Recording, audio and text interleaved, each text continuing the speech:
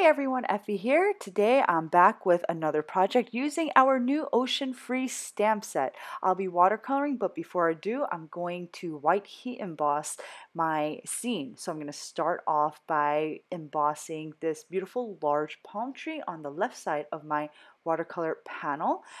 Once this large palm tree is embossed, I'm going to take a mask, which I created previously, and just temporarily adhere it over my already embossed palm tree. Then I'll place my Oceanscape stamp over where I want the scene to be on my panel. Then I'll use my Misty to stamp this long image stamp onto the panel. Before you melt the embossing powder on your Oceanscape, make sure you take off that mask. You don't want to keep any mask on there when you apply your heat gun, because then the image under the mask is just going to melt into the paper and you're not going to have those crisp lines anymore. Don't ask me how I know.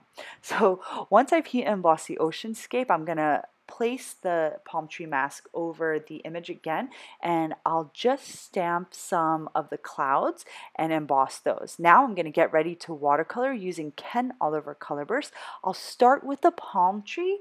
I'm going to give the palm leaves a nice base color using sap green color burst. So I'm just going to add a nice light base.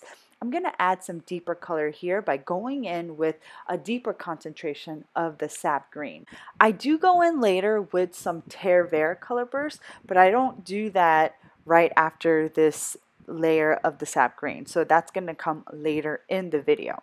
But once I finish coloring in the palm leaves, I'm going to go ahead and begin to color in my sky. So I've wet the sky area with clean water, and then I dropped in bits of cerulean color burst. It's a nice bright blue. So I'm going to start from the top of the sky and bring that pigment down, and we're just going to blend it out. Then I'm going to add some indigo color burst to the top portion of my sky, and now my sky has a nice two-tone look.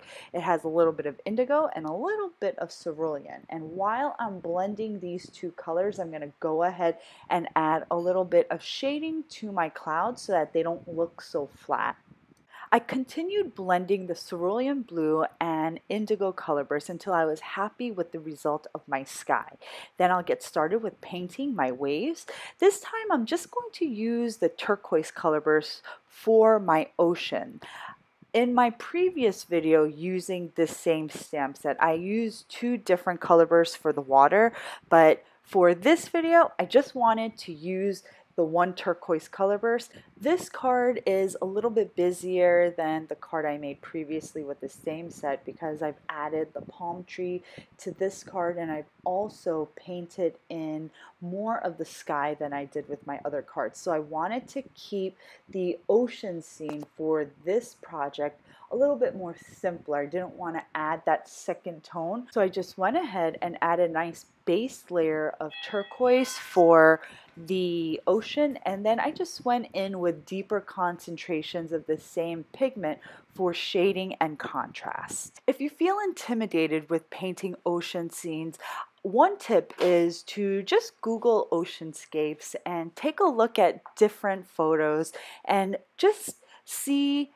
exactly where you have the dark areas and light areas, and do a general wave study. Take a look at different photos and then keep practicing. That's pretty much the best tip I can give you. Your first painting may not come out as nice as you like, but just keep practicing and trust the process. Next, I'm going to color in the mountains in the background using a combination of black and burnt umber. After I finish with those mountains in the background, I'm going to go ahead and color in the sand. I put down a nice base layer of yellow ochre. The paper was already wet, so I'm doing wet and wet. After the yellow ochre, I added some fine tech watercolors. These are metallic pigment watercolors, and they're actually really beautiful and add a nice shimmer, and they add a nice warmer tone to my sand. Next, I added some sepia color bursts, and after I blended all those colors together and was satisfied with the sand, I added burnt umber to my palm tree trunk. And now I'm going to add some terre verte to my palm leaves, and this is just going to add some additional shading. And I really like the nice dark tones that I get with the terre verte in the palm leaves because you have that beautiful light sap green background and it keeps it nice and bright, but now we're adding that shading. Then I'm just going to add a shadow for my palm tree, which kind of gives my project a postcard feel with a little bit of realism. Once my panel was completely dry, I stamped the sentiment from our Summer Sunshine set. It's a really great summer themed sentiment, and I stamped it in our dark roast dye ink. And my project is now complete. All you need to do is stick it on a card base and it's ready to be sent out. So thanks so much for watching, guys. I hope you guys enjoyed today's project and video. Don't forget to subscribe to our YouTube channel because I update it regularly. I'll see you next time.